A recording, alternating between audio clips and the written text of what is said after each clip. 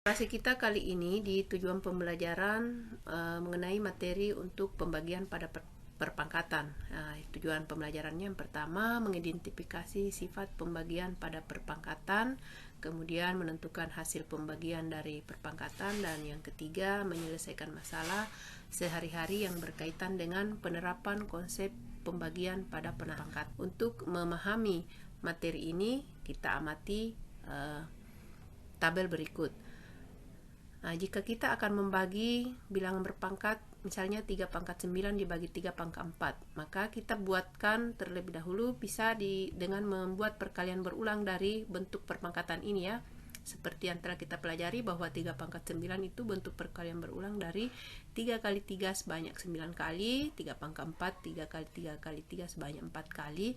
Nah, ini jika kita bagi maka akan tersisa 3 pangkat 5. Berikutnya jika kita membagi bilangan yang lain, misalnya min 2 pangkat 6 bagi min 2 pangkat 3, dengan cara membuat bentuk perkalian berulang, kita mendapatkan min 2 pangkat 3. Kemudian contoh lain 6 pangkat 8, misalnya bagi 6 pangkat 4.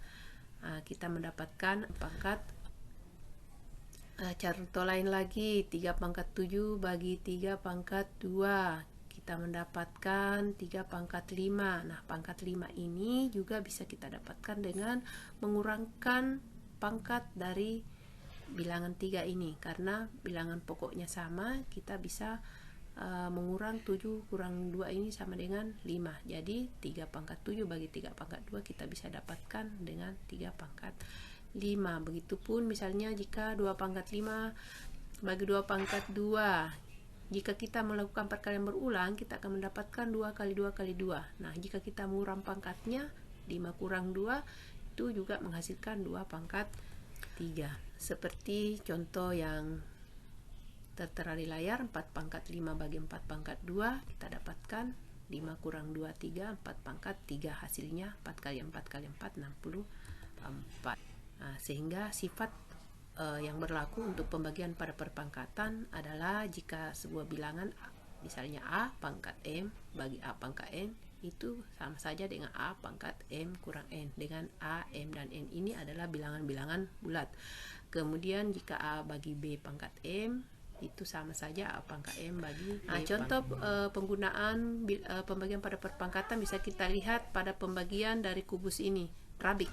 Rabik ini biasa kalian lihat ya. Jadi rabik pertama ini berbentuk kubus besar dengan sisi 4 kali 4 kali 4, dengan rabik kecil dengan bersisi 2, 2 kali 2 kali 2, itu volumenya. Jika kita akan membagi volume dari kedua kubus ini, kita bisa volume kubus besar 4 pangkat 3 bisa diubah menjadi 2 pangkat 2 berpangkat 3 atau 2 pangkat 6. Kemudian yang kubus kecil 2 pangkat 3, sehingga pembagiannya adalah 2 pangkat 6 kurang 3, didapat 2 pangkat 3. Contoh lain, jika misalnya kedua rabik ini ukurannya menjadi 8 kali 8 kali 8 dan 4 kali 4 kali 4, bagaimana hasil pembagiannya? Nah, kalian bisa cari ini 8 pangkat 3, di sini 4 pangkat 3, ubah ke dalam bentuk mungkin bilangan dasar 2 ya. 8 itu kan 2 pangkat 3, 4 itu 2 pangkat 2, sehingga bisa didapatkan hasil pembagian dari kedua kubus ini. Nah, penerapan lainnya untuk pembagian pada perpangkatan bisa dilihat pada soal ini. Kita disuruh menghitung kepadatan penduduk Pulau Jawa pada tahun 2010. Jumlah penduduknya yang diketahui 130 juta itu 1,3 kali 10 pangkat 8 ya. Kemudian luasnya 1,3 kali 10 pangkat 5 km persegi, sehingga jika menggunakan pembagian pada perpangkatan kita dapatkan 1 kali 10 pangkat 3. Jadi 10 pangkat 3 itu 10 kali 10 kali 10, 1000 ya. Jadi kepadatan penduduk didapat 1000 jiwa per kilometer persegi. Untuk lebih memahami materi pembagian pada perpangkatan, kalian bisa mengerjakan latihan di slide ini. Jika kalian sudah bisa mendapatkan jawaban yang benar, kalian berarti sudah memahami materi ini. Oke, cukup sekian. Terima kasih.